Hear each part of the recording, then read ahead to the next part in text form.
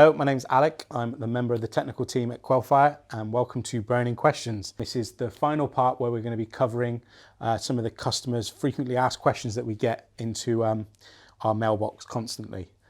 So without further ado, the very first question we're going to get answer is we're going to look at, do we have tested solutions for single skin plasterboard walls? And the answer quite simply is yes, we actually have quite a lot.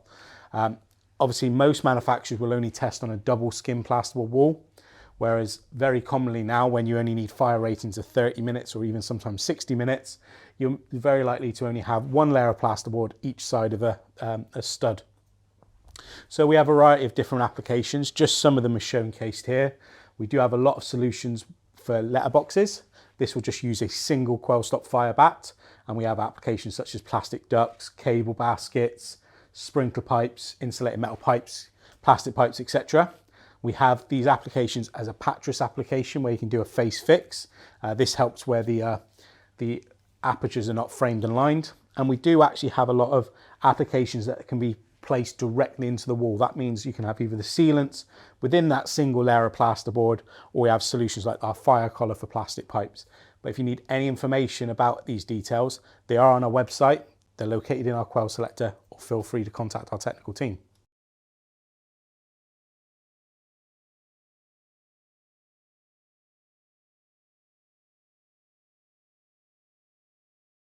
So plasterboard walls can be made by a variety of different manufacturers. You have manufacturers such as Canal, British Gypsum, Cineat, for example. So very often we're asked, well, which wall manufacturer did you test on? And that doesn't really apply to us. With the BSEN 1366 Part 3 test standard, we can test on a plasterboard wall, and provided the wall that you're using is classified, meets the same number of layers, or meets all the sort of requirements that are laid out in our test standard in the interchangeability section, you can use it on a different wall manufacturer's evidence. So it's not really a question for what wall have we tested on. You just need to make sure that the wall that you're using meets the required standards.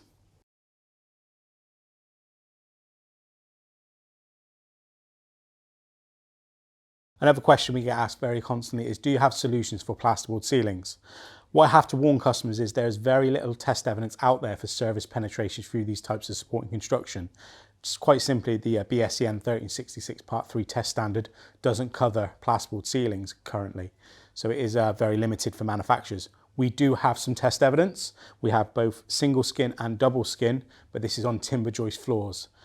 We can share this with you, but we always do advise that if your floor construction is different from what we have tested, you're going to have to speak to a fire engineer.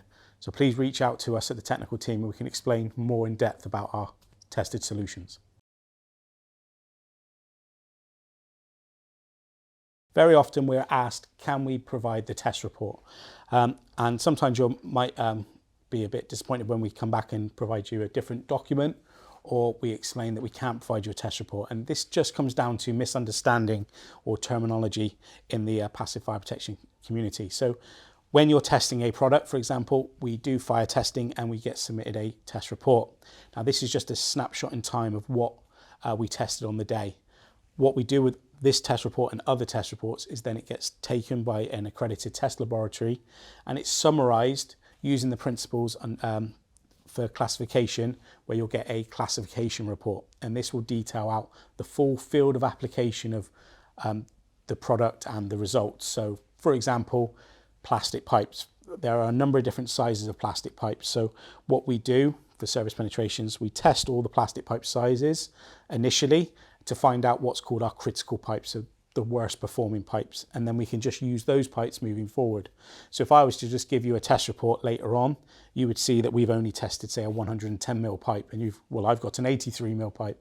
But when it's classified using the BSEN 1366 Part 3 guidelines, the field of application, it will cover a wide range of scopes. It will cover different sizes, wall thicknesses.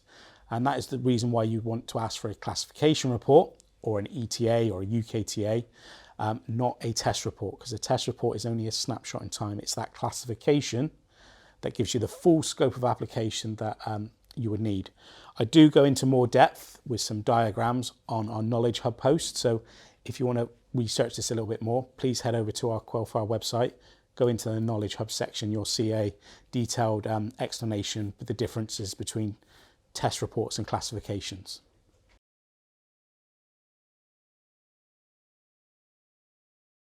So here at QuelFire, we're trying to expand the range of supporting construction types that we've tested surface penetrations through. One of those supporting construction types is what's known as a white wall. Here we have Euroclad's Eurobond Firemaster wall. And what this system is inside you've got the rock fibre insulation, and this is held in between two metal sort of panels. We have tested both their 100mm thickness wall and their 150mm wall, and these are very commonly used in data centres or warehouses, and there is very little test evidence for surface penetrations through these types of walls. So if you need any information, please reach out to our technical team and we can provide you all the brand new tested solutions that we've done.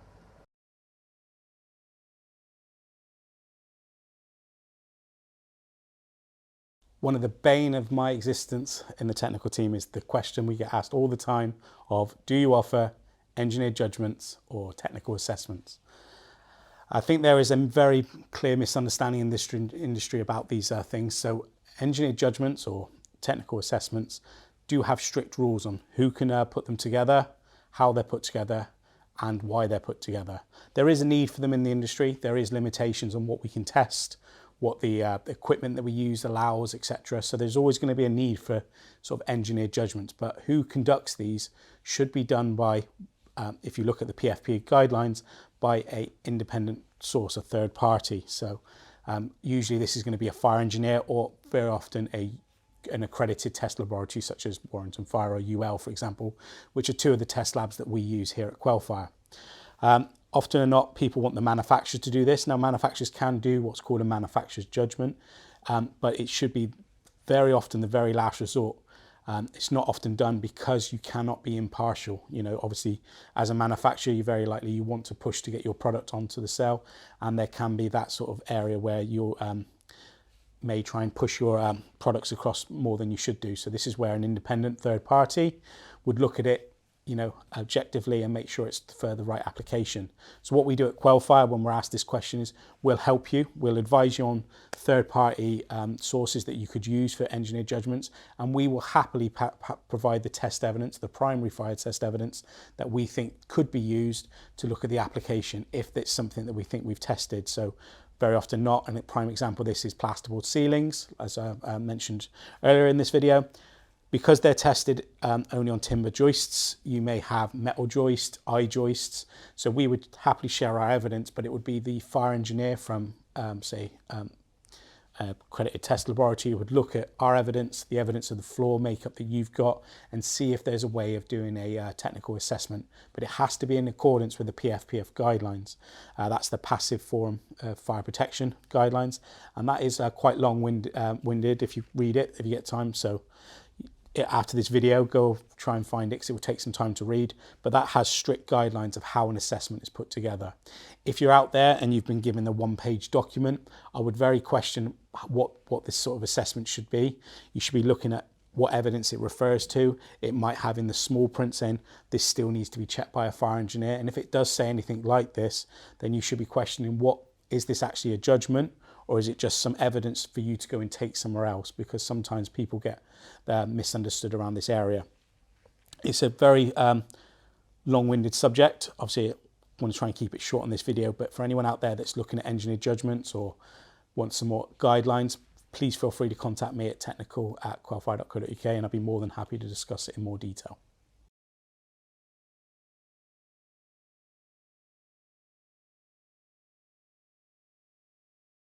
So our QuelCast cast-in fire collars are used on projects, but sometimes you may have positioned one and then the design has changed and there will be no longer a service going through this. So we are asked, what do you do with empty ones? So what you can do, looking at our detail, so as you can see in the top of the QuelCast, you'll see the rubber smoke seal here.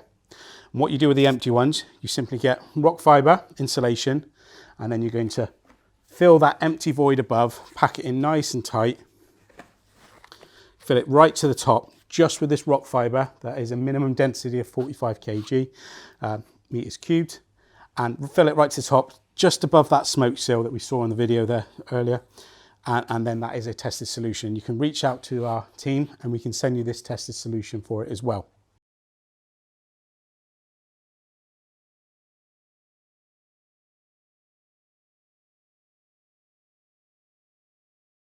On some sites, it may have happened that the wrong QuelCast size has been used. So here is a QuelCast 160, for example, and unfortunately the M&E has installed a 110mm plastic pipe. So if you look inside the top, you'll see that the pipe does fit nice within the QuelCast, but there is space around the outside. So what we have for this solution, if this happens, is you simply backfill in that gap above the rubber smoke seal using rock fibre of a minimum density of 45 kg meters cubed. You just pack it round nice and tight in that top section, around the undersized pipe, right to the top, all the way round, making sure it's packed nice and tight inside. And you would have a proven tested solution. If you need any information about this detail for undersized pipes through our QuelCast, because we have also 75mm through a 110, please reach out to our technical team and we'll send you that information. So that brings us to the end of this burning questions episode. And over the last few episodes you've seen, we've been answering a lot of frequently asked questions by our customers. If we've missed any, please reach out to us and we'll be happy to do some more question videos in the future, or our technical team are always happy to help. You can go across to our Knowledge Hub in our website. We have a lot of questions and more in-depth answers there as well that you can research, and we're always adding to that every month as well. And if you have any other questions, please feel free to contact our technical team. The information will appear on the screen. And just finally, for what we've noticed with some of our viewers, we're getting a lot of views. We are finding a lot of people aren't subscribing, so please help our channel by making sure you subscribe, hit that notification bell, and make sure you check out our videos, which are released at least once every week. Thank you very much.